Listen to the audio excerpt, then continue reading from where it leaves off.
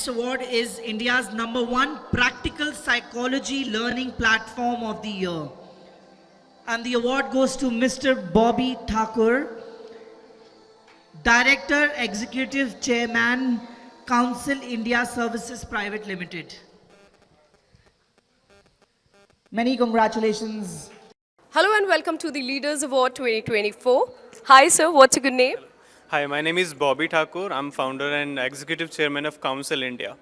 Okay, Bobby, would you like to tell me how are you feeling after getting this award? Oh, I'm really feeling great, and it is really fantastic to be the part of this amazing leadership summit and the top 50 leaders of India, and I'm really feeling proud to be one of them. Thank you.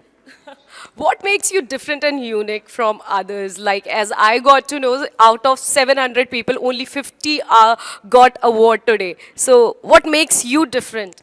Okay, so I will not say that I have something different. I will say that the people who are, people who are contributing with me, my team, my team of 500 people, that is something unique that I have with me, which is creating impact, not in India, but in 22 countries of the world.